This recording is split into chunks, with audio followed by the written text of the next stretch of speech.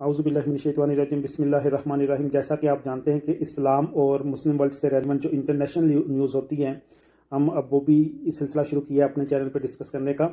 تو ریلی بڑا دکھ ہوا کہ صرف ایک ہفتے کے دوران انٹرنیشنلی 3 بڑے واقعات سامنے آ گئے ہیں جو کہ بحیثیت انسان ہمارے انسانی رویے کی بھرپور عکاسی کرتے ہیں کہ ہم کس سمت پہ، کس ڈائریکشن پہ جا رہے ہیں، ہمیں عدم برداشت کتنی پیدا ہو چکی ہے، ایک دوسرے کو ہم کتنا ٹالریٹ کر سکتے ہیں، کتنا ایک دوسرے کو سپیس دینے کی ہم میں کیپیسٹی ہے، ہم انسانوں کی پرسنالٹیز میں ایکسٹریمزم نے کتنی سپیس لے لی ہے، ابھی بھی ماضی کی نفرتوں سے جڑے ہوئے ہیں اور حال میں بھی انہیں جاری رکھیں اور فیوچر تک ہم اگلی نسلوں تک یہ نفرتیں ٹرانسفر کرتے رہیں گے، چاہے یہ ریلیجیس ہو، بارڈر وائز ہو، کنٹری وائز ہوں یا کسی بھی ٹائپ کی ہوں۔ سب سے پہلے جو ایک اہم انسیڈنٹ جس پہ بہت زیادہ دل دکھا، افسوس ہوا، وہ آپ سے ڈسکس کرتا چلوں، وہ مسجد موسیٰ کے بارے میں ہے، جو کہ جارڈن یروشلم والی سائڈ پہ ہے۔ مسجد موسیٰ کی پراپر ایک ہسٹری ہے، یہ حضرت موسیٰ علیہ السلام کے نام پہ رکھی گئی تھی۔ حضرت موسیٰ علیہ السلام، جیسا کہ آپ جانتے ہیں، انہیں کلیم اللہ کا خطاب دیا گیا تھا، جو کہ ان کی اس شان کی بدولت انہیں یہ خطاب ملا تھا کہ وہ اللہ پاک سے براہ راست کلام کرتے تھے، ان سے بات کرتے تھے اللہ پاک سے کوہ طور پہ، طور سینا کے مقام پر۔ حضرت موسیٰ علیہ السلام کا قرآن پاک کی 34 صورتوں میں ان کا ذکر ہو چکا ہے اور غالباً 137 آیات ان کے بارے میں نازل کی ہیں اللہ پاک نے قرآن پاک میں۔ حضرت موسیٰ علیہ السلام کی جو قبر مبارک ہے ان کے وصال کے بعد، وہ کلیئر نہیں ہے کہ کس جگہ پہ ہے۔ حضرت موسیٰ علیہ السلام کے دور کو گزرے 3000 سال سے اوپر کا عرصہ گزر چکا ہے، جو کہ حضرت عیسیٰ علیہ السلام کے دور سے تقریباً 1300 سال پہلے ان کا دور تھا۔ ان کی قبر مبارک کے بارے میں کچھ کلیئر نہیں ہے، کوئی بھی 100% شور نہیں کہ کہاں ہے، مگر مسجد موسیٰ کے بارے میں مگر مسلمانوں کو خیال ہے کہ ان کی قبر مبارک یہ مسجد موسیٰ علیہ مقام پہ ہے۔ تو اس وجہ سے اس مسجد کی جو اہمیت ہے، اس کا تقدس ہے، وہ مسلمانوں کی نظر میں اور زیادہ بڑھ جاتا ہے، کیونکہ ہم اللہ پاک کی طرف سے نازل ہونے والے تمام انبیاء کرام سے بہت زیادہ لگاؤ رکھتے ہیں ہم مسلمان، اور ان سے بہت زیادہ عقیدت رکھتے ہیں، ان کا بہت احترام کرتے ہیں۔ حضرت موسیٰ علیہ السلام نے اللہ تعالیٰ سے خصوصی دعا فرمائی تھی کہ اللہ تعالیٰ ان کے لیے وصال کے بعد، وفات کے بعد خصوصی مقام میں ان کے لیے جگہ دے، جو کہ مقدس مقام ہو، ارض مقدسہ ہو۔ جب حضرت محمد صلی اللہ علیہ وآلہ وسلم معراج کے لیے گئے تھے تو اس دوران بھی ان کی حضرت موسیٰ علیہ السلام سے ملاقات بھی ہوئی تھی۔ حضرت محمد صلی اللہ علیہ وسلم کی امامت میں انہوں نے نمازیں بھی پڑھی تھی، اور حضرت محمد صلی اللہ علیہ وسلم نے ان کو ان کی قبر مبارک میں بھی نماز پڑھتے ہوئے اس وقت دیکھا تھا۔ اور حضور صلی اللہ علیہ وآلہ وسلم کی ایک حدیث کے مطابق حضرت موسیٰ علیہ السلام کی جو قبر مبارک ہے وہ سرخ ٹیلوں کے قریب ہے۔ تو یہ مسجد موسیٰ جہاں پہ ہے، اس کے پاس بھی سرخ پہاڑ ہیں، تو اسی وجہ سے مسلمان زیادہ گمان حضرت موسیٰ علیہ السلام کی قبر مبارک کا اسی مقام پہ کرتے ہیں۔ اور پھر صلاح الدین ایوبی کے دور میں، جب صلاح الدین ایوبی نے کافی علاقے فتح کیے تھے، تو انہوں نے اس مقام پر خصوصی طور پہ علماء کرام کی ہدایات، ان کی گائیڈ لائنس کی روشنی میں مسجد پاک بنوائی تھی، اور ان کا روضہ مبارک بنوایا تھا، حضرت موسیٰ علیہ السلام کا کنویں بنوائے تھے، اور مسافروں کے قیام کے لیے خصوصی انتظام کیا تھا۔ اور مسلمان اس مقام پہ 7 دن کے لیے ایک حضرت موسیٰ علیہ السلام کی یاد میں تہوار بھی مناتے ہیں۔ اس مسجد کے ارد کوئی خاص آبادی یا رونق نہیں ہے، البتہ مسلمان ہر سال ادھر باقاعدہ عرس کا اہتمام ضرور کرتے ہیں، اور جو عیسائی اور یہودی ہیں ان کے خیال میں حضرت موسیٰ علیہ السلام کی جو قبر مبارک ہے وہ اس مقام سے ہٹ کے ہے، کوئی 30 کلومیٹر دور کے پاس کوئی علاقہ ہے، وہ اس طرف کہتے ہیں کہ ان کی قبر مبارک ہے۔ بہرحال وہ ہسٹوریکلی سے پروف نہیں کر سکے۔ جیسا کہ آپ سب مسلمان جانتے ہیں کہ اسلام کے خلاف صہیونی سازشیں، یہودیوں کی، عیسائیوں کی جو سازشیں ہیں، وہ فری میسن کی سازشیں زوروں پر ہیں، آئے دن کوئی نہ کوئی وہ کھیل کھیلتے رہتے ہیں مسلمانوں کے خلاف۔ اب بھی ایک سازش کے تحت انہوں نے ادھر ایک ٹیکنو ڈانس پارٹی یعنی کہ الیکٹرانک ڈانس پارٹی کا ارینجمنٹ کیا، جس پہ الیکٹرانک ڈانس پارٹی آپ کہہ سکتے ہیں کہ مختلف الیکٹریکل میوزک بجاتے رہتے ہیں، اس کی دھن پہ مرد عورت وہ ناچتے رہے، گانے گاتے رہے، ڈانس کرتے رہے، نشاور چیزوں کا استعمال، بے حیائی ہوتی رہی۔ تو یہ سب کچھ اس مسجد کے احاطے میں ہوتا رہا، اور اس پارٹی میں شرکت کرنے والے مسلمان بھی شامل تھے، اس میں یہودی بھی تھے، عیسائی بھی تھے۔ یہ لادینی قسم کے لوگ جن کا کوئی دین ایمان نہیں، اوپن مائنڈڈ کہہ لیں، فری مائنڈڈ کہہ لیں، اپنے ریلیجنس کو فالو نہ کرنے والے، ان پہ پراپر عمل نہ کرنے والے، راہ سے بھٹکے ہوئے کہہ لیں، تو ان کا استعمال کیا گیا، انہیں یہاں پہ اکٹھا کیا گیا اور اس طرح کی ڈی جے پارٹی ارینج کی گئی۔ اور ڈی جے جس پرسن کو چنا گیا وہ ثنا عبدالہادی نام کی کوئی خاتون تھی، جو کہ مسلمان تھی، فلسطینی تھی، مسلمان تھی، اسے ڈی جے چنا گیا پرٹیکولرلی ایک پلاننگ کے تحت۔ تو مسلمانوں کو جب پتہ چلا یہ خبر پھیلی، مسلمان کو پتہ چلا، وہ کافی کلومیٹر 25-30 کلومیٹر دور یروشلم کے پاس سے وہ مسلمان آئے، اس پارٹی کو روکا، ڈنڈے ڈنڈے چلائے، تو بہرحال یہ پارٹی رکی جیسے تیسے بھی، اور اس ڈی جے خاتون کو گرفتار کر لیا گیا۔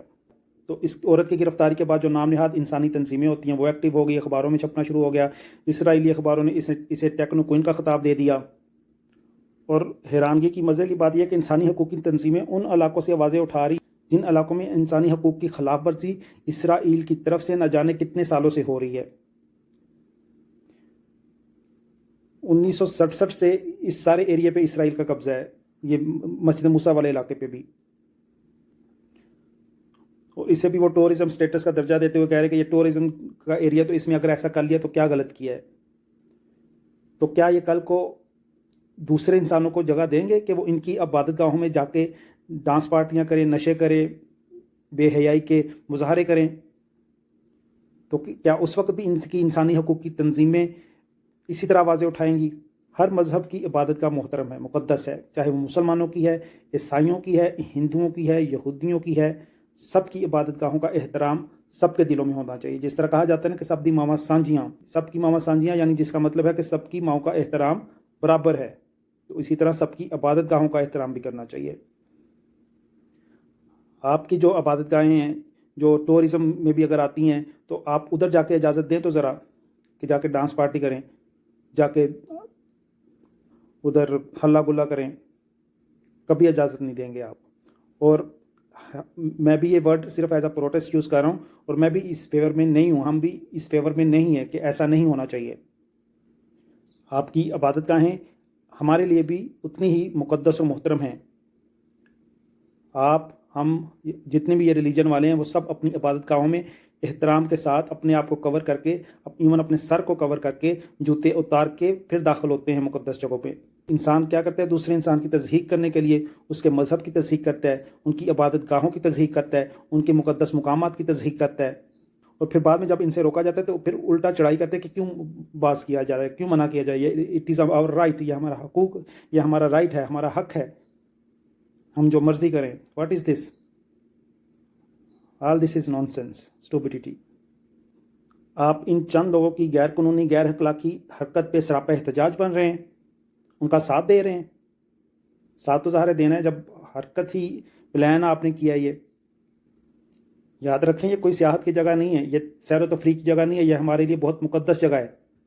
یہ حضور صلی اللہ علیہ وسلم کی احادیث کی روشنی میں بڑی محنت کے ساتھ علماء کرام نے ڈھونڈا ہے، اس کو فائنڈ آؤٹ کیا ہے، اس کو کنسٹرکٹ کیا ہے۔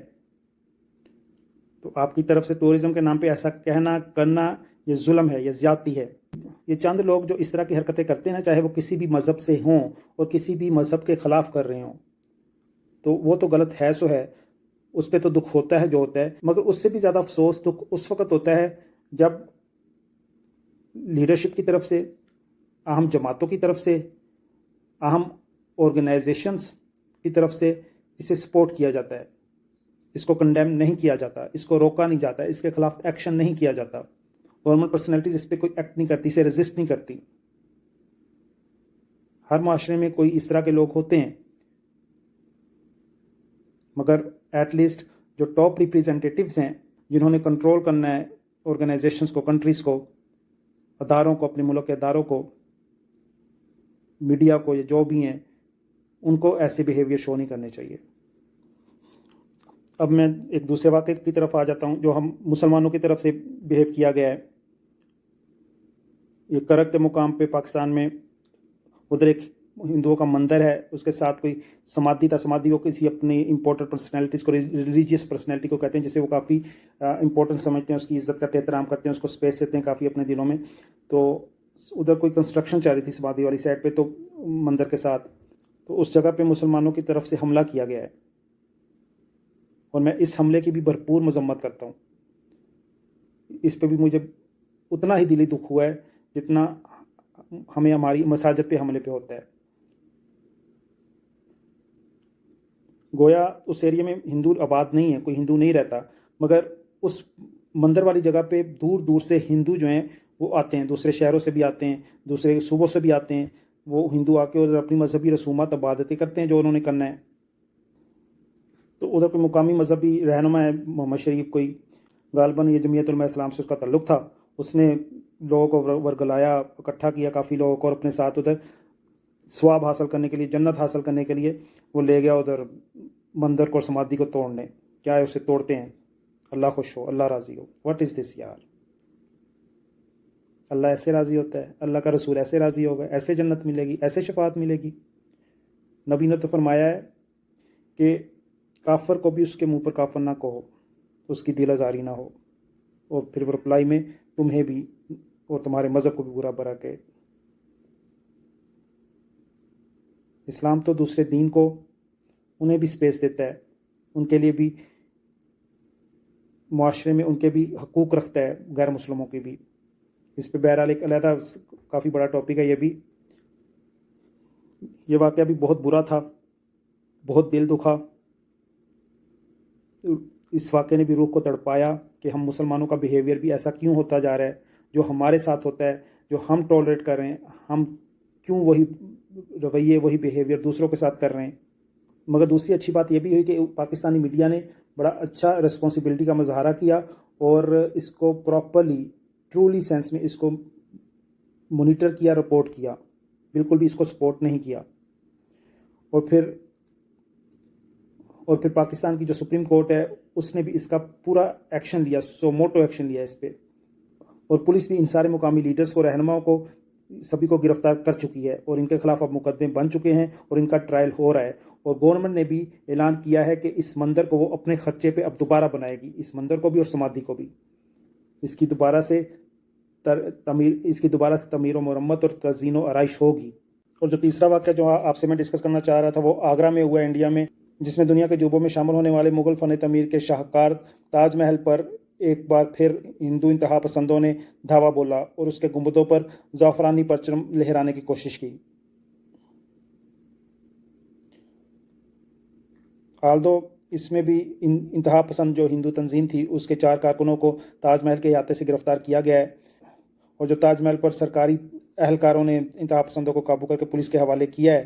ان گرفتار ہونے والے افراد نے تاج محل کی عبادت میں شیو چالیسا کا پاٹ بھی کیا تھا. اس سے پہلے بھی اسی تنظیم کے 4 افراد اس سے پہلے بھی گرفتار ہوئے ہیں. تاج محل کے اندر ہی وہ کوئی اپنی شیو پوجا کر رہے تھے، اس وجہ سے وہ گرفتار ہوئے تھے. بابری مسجد کی شہادت سے بعد سے لے کر بھارت میں مغل دور کی مختلف جو تاریخی عمارتوں کے متعلق یہ مہم چلائی جا رہی کہ یا تو یہ کسی مندر یا عبادت گاہ کو گرا کر تعمیر کی گئی ہیں یا پھر ان کو تعمیر کرنے والے ہندو تھے اور مسلمانوں نے ان پر قبضہ جما لیا ہے. اور اب تاج محل کے بارے میں پھر یہ دعویٰ کیا جا رہا ہے کہ یہ تیج و محالیہ جو کہ ہندو دیوتا شیو کا مندر تھا اس پر تاج محل تعمیر کر دیا گیا. حالانکہ 2015 میں بھارت کی وفاقی حکومت پارلیمان میں اس دعوے کے عدم ثبوت کا اعتراف کر چکی ہے کہ اس کا ثبوت نہیں ملا.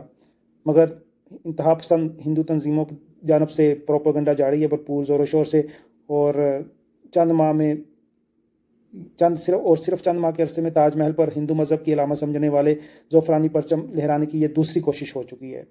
اس سے پہلے 2020 کے آخری ہفتے میں بھی مدھیہ پردیش کے شہروں اجین اور اندور سے خبر آئی تھی کہ رام مندر کی تعمیر کے لیے نکالے جانے والے جلوس میں شامل لوگ جو ہیں وہ مندر کی تعمیر کے لیے اتنے پرجوش ہوئے کہ انہوں نے 2 مسجدوں پر حملہ کر دیا. اور حملہ آور اس طرح ہوئے کہ انہوں نے میناروں کو آگ لگا دی اور اس کے آس پاس جو گھر تھے ان پر بھی پتھراؤ کر دیا.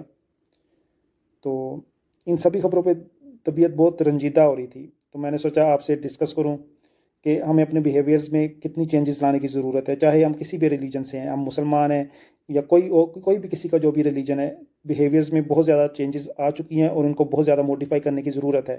کہاں وہ روایت ہوتی تھی کہ انسان نہ صرف اپنی عبادت گاہوں میں بلکہ دوسروں کی عبادت گاہوں میں بھی سر ڈھانپ کے اور پاؤں سے جوتا اتار کے جاتا تھا. اور کہاں اب اس طرح کی روایات چل پڑی ہیں کہ ایک دوسرے کی عبادت گاہوں پر حملے کیے جاتے ہیں. حملے کرنے کو بہت بڑا نیکی کا کام سمجھا جاتا ہے. دراصل ہم بحیثیت انسان ایک بیماری کا شکار ہو چکے ہیں اور اس بیماری کا نام ہے نفرت. اور یہ جو نفرت ہے نا، یہی بعد میں ظلم میں کنورٹ ہوتی ہے. نفرت اتنی زیادہ بڑھ جاتی ہے کہ ظلم کرنے پر مجبور کر دیتی ہے. نفرت کا یہ جو سمندر ہے ہر اچھی روایت کو نگل رہا ہے. نفرت کا یہ اژدہا ہمارے اچھے اخلاقیات کو کھا رہا ہے. بلکہ نفرت اور ظلم پر مجھے ایک واقعہ یاد آیا جو کسی ناول کا حصہ تھا. اس میں ایک موچی کا بیٹا تھا، اس کا جو موچی باپ ہوتا ہے وہ فوت ہو جاتا ہے. تو اس بادشاہ جو تھا وقت کا وہ بہت ظالم تھا، اسے اپنی فوج میں شامل کرنا چاہتا تھا، مگر بچہ فوج میں شامل نہیں ہونا چاہتا تھا، وہ انکار کر رہا تھا۔ تو بادشاہ نے اسے اپنے دربار میں بلایا اور زبردستی اسے شامل کرنے کی کوشش کی، اور اسے کہا کہ تمہاری کوئی فکس تنخواہ نہیں ہوگی، بلکہ جو بھی تم دوسروں کا لوٹو گے وہ تمہارا مال غنیمت ہوگا، اور وہی دوسروں پر حملہ کر کے لوٹ مار جو ہے وہی تمہارا ذریعہ آمدنی ہوگی۔ تو یہ سن کر تو بچہ اور زیادہ الرٹ ہو گیا، اور وہ فاقے کرنے کو تیار ہو جاتا ہے، مگر انسانوں پر ظلم کرنے کو، ان کا مال غنیمت سمیٹنے کو اس پہ تیار ہرگز نہیں ہوتا، اور بادشاہ کا ظلم سہنے پہ تیار ہو جاتا ہے۔ اور یہ ہے وہ انسانی شعور کی سوچ جو کہ داد کے قابل ہے، جو ایک موچی کے 12 سالہ بچے میں تو پائی جاتی ہے، مگر ہمارے جرنیلوں میں، ہمارے انتہا پسندوں میں، ہمارے جنگجوؤں میں اس کا بہت شدید فقدان ہے۔ بچپن میں نا ہم کہانیاں کوئی پڑھتے تھے، فلموں میں بھی دیکھتے تھے کہ اژدہا ہے، سانپ ہے، 100 سال کا ہو گیا تو انسان بن گیا ہے۔ تو اب آج ارد گرد اس طرح کے واقعات دیکھتے ہیں نا ہوتے ہوئے، تو ایسا لگتا ہے کہ یہ وہی انسان ہیں جو کبھی سانپ ہوتے تھے، اور یہ ایک دوسرے کو ڈس رہے ہیں، کھا رہے ہیں، ایک دوسرے کا خون پی رہے ہیں، ایک دوسرے میں اپنا زہر ڈال رہے ہیں، اور یہ سانپ نما آدمی کے انسانوں کے بھیس میں انسانوں کے دیس میں رہ رہے ہیں، انسانوں کے دیس میں انسانوں کے ساتھ انسان بن کے، اور یہ سانپوں سے بھی خطرناک ہیں، ڈسنے کا کوئی موقع نہیں چھوڑتے، اور موقع دیکھ کر لوگوں کو کاٹ دیتے ہیں۔ ان کے دلوں میں، ان کی زبانوں میں، ان کے ہاتھوں میں زہر بھرا ہوتا ہے، دلوں میں بھی زہر، زبانوں پہ بھی زہر، اور ہاتھوں میں بھی زہر کے پیالے ہیں۔ یہ بس خود بھی لڑتے رہتے ہیں اور دوسرے انسانوں کو بھی دوسروں انسانوں سے لڑواتے رہتے ہیں۔ انسان نہیں نہ ہوتے تو انسانیت بھی نہیں ہوتی ان میں، اور اکثر تو ایسے ہوتے ہیں کہ دلوں میں زہر بھرا ہوتا ہے، اور زبان جو ہے اس سے شہد ٹپک رہا ہوتا ہے، شہد، زبان سے شہد ٹپکتا رہتا ہے، مگر دل سے زہر کے قطرے گرتے رہتے ہیں، اور کبھی ایک وار کرتے ہیں، کبھی دوسرا وار کرتے ہیں، ایک وار کھا لی گیا، اگلا وار کر دیا، جب تک کامیاب نہیں ہوتے اپنی کاری واروں کی ضرب جاری رکھتے ہیں۔ اور ہاں، 12 برس کے یتیم یوسف کو نہ بھولیے گا، جو موچی کا بیٹا تھا، فاقوں سے دوچار تھا، لیکن اس بادشاہ کی فوج میں شامل نہیں ہونا چاہتا تھا جسے ظلم کی بیماری تھی، جو سانپ تھا، جو ساتھ والے ملک پر حملہ کر کے وہاں لوٹ مار کرنا چاہتا تھا۔ یوسف اس بادشاہ کا ظلم سہنے کو تیار تھا، مگر وہ خود ظلم کی بیماری میں مبتلا ہونے سے انکار کر دیتا تھا۔